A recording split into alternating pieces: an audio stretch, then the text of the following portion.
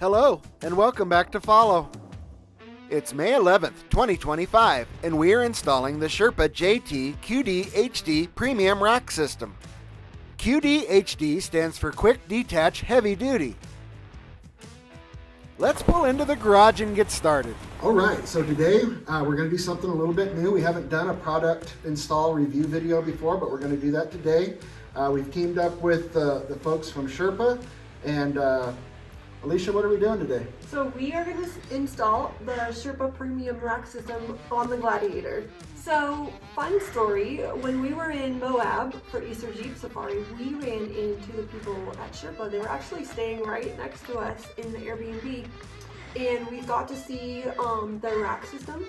And after looking at it, researching it, we've decided this is the one. So, brand new product for Sherpa.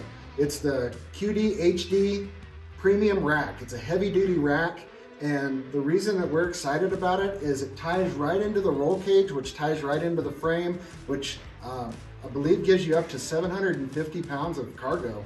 The guys were telling us, you know, they've taken it out on the trail, they've tested it, they've put sandbags up there, you know, way more weight than what it was designed for, and it handled it with ease. So all we're going to be putting up there is a rooftop tent.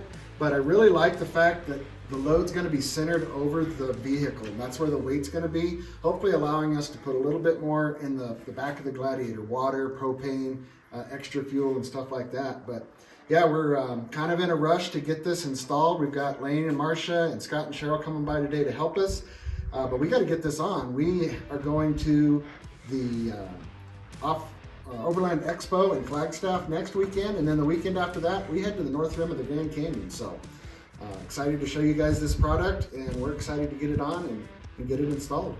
Of course, the best way to entice free labor is to feed everyone. Help has arrived! More help has arrived.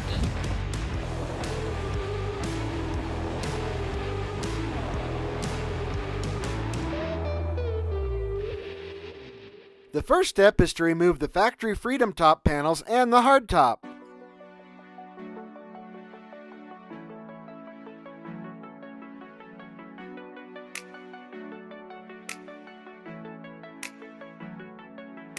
Count all your parts against the hardware sheet to ensure you're ready to install. Grab the required tools. The below assembly image may differ slightly in appearance for that. Okay.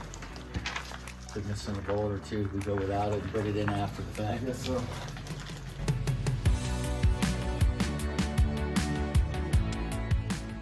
We performed the recommended install prep and then got started attaching the front and rear mounts to the roll cage.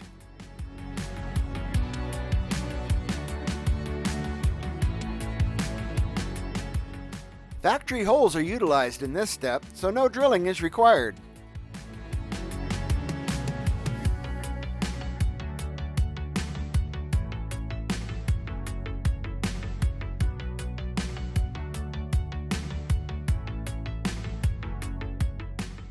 After all the brackets were installed, we tightened down the supplied hardware and torqued the nylock nuts to 17 foot-pounds. Got it?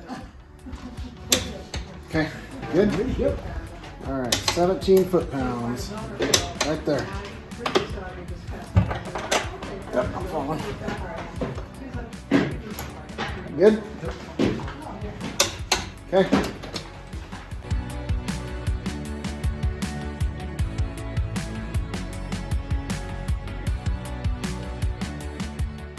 Once everything was given another once-over, we reinstalled the rear portion of the hardtop. Good?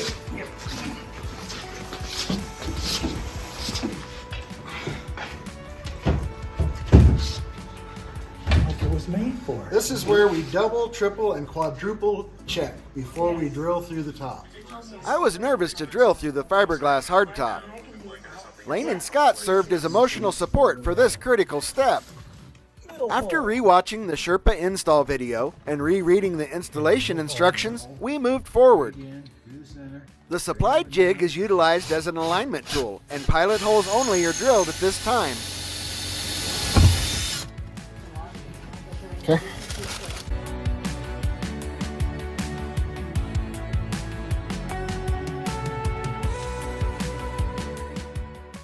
same process is repeated on all 4 mounts. The Freedom panels and rear top portion are again removed for final drilling off and away from the vehicle. See, I think we're still doing pilots. Now, with the top secured on the ground, another jig is once again utilized as an alignment tool and 2 additional 1/4-inch pilot holes are drilled. To this point, we had left the headliner pieces installed. These should be removed in the beginning, and we find out why shortly.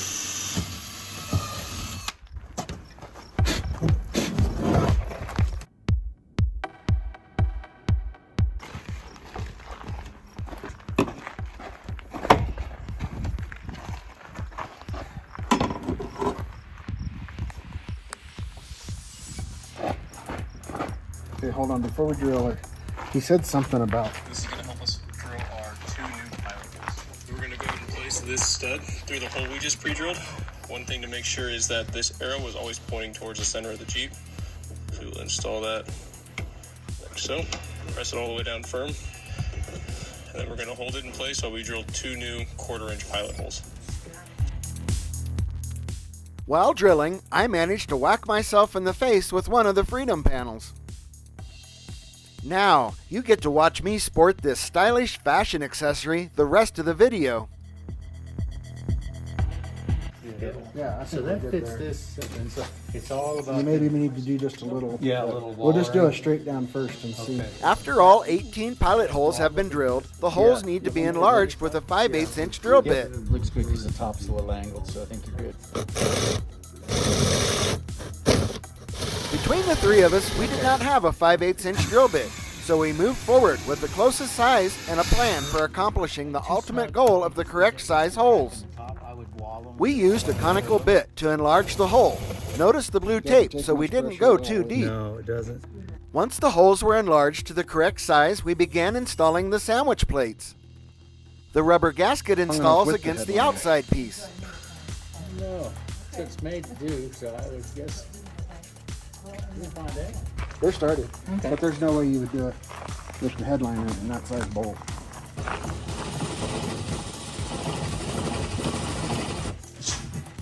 Just a little bit more.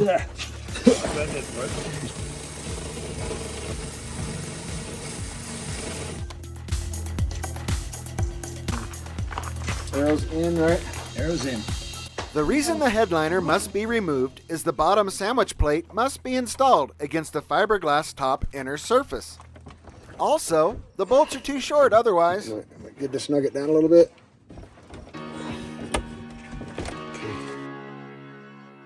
The 2 rear sandwich plate assemblies installed, I wiped down the top as we will now be installing it for the final time. A wrench and some bolts.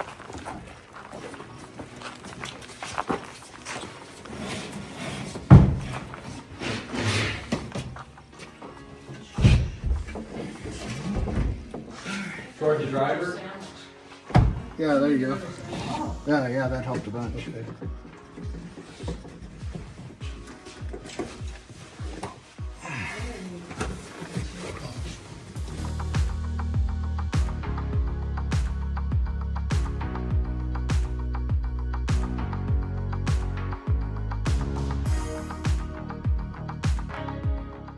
We completed the installation of the rear portion of the hardtop.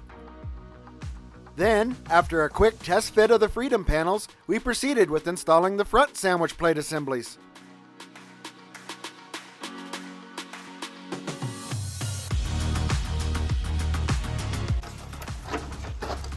Snug in.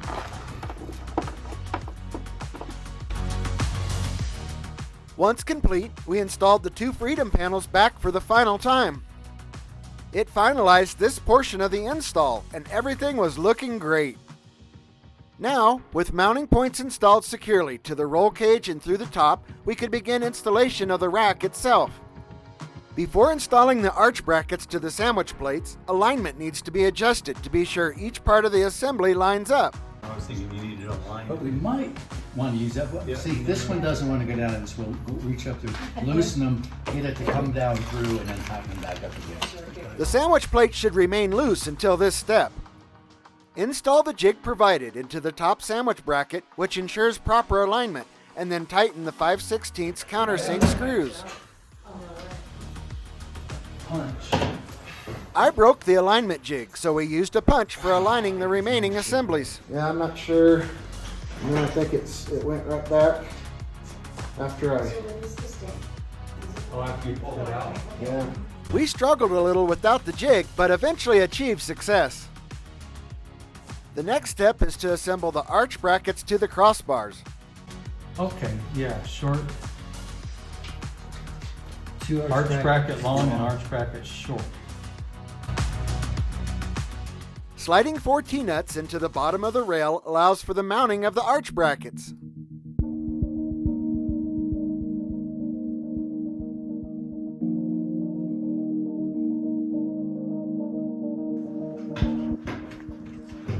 Is there anything that's supposed to go between those? Who has the fourth one? Oh, yeah. It was The long arch assembly mounts to the front, and the short arch assembly mounts to the rear. And the short going on the rear, install the knob with them in the extended position from the inside of the vehicle and tighten. Note, make sure that the 2 alignment keys on each sandwich plate are indexed to the appropriate arch bracket. These red knobs are what secures the rack to the vehicle. They are also what allows the rack to be detached quickly. Note, the rack may be run with or without the hardtop installed. You started? Yeah. It's awesome. After the main support crossbars were installed, we used a tape measure to center all the bars on the vehicle. Measure from the inside edge of the mount to the outside face of the crossbar and make sure these are equal side to side. Afterwards, tighten the hardware to the crossbar. Next, we installed the side plates to the crossbars.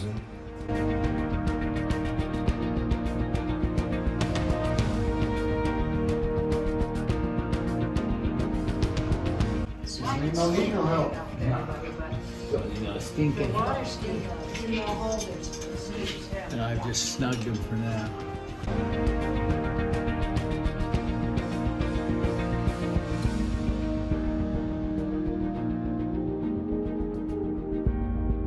Fairing crossbar,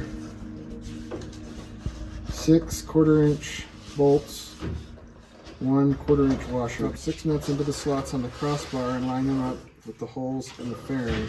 Secure 6 bolts. This needs to be the same. Yeah. I just put the fat side in, that's how we did the other one. Yeah, that's how we did the others.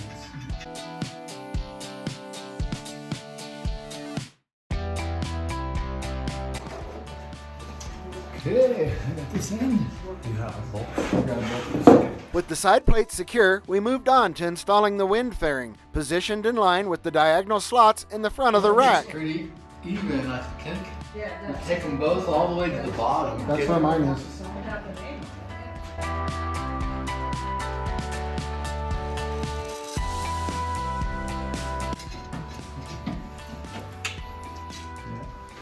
The final step is to install all of the additional crossbars.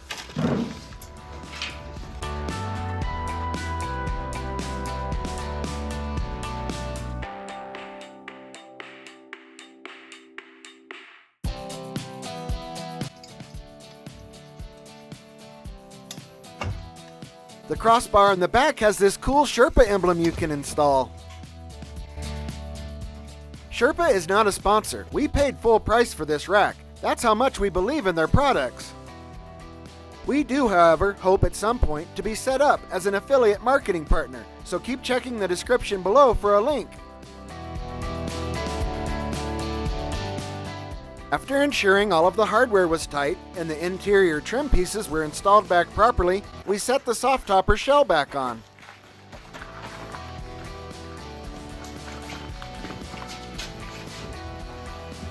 Right there. Wow, it looks fantastic! Thanks to Lane and Scott for helping with the install, and Alicia and Logan for filming. Oh, and of course, please subscribe! Thanks for watching!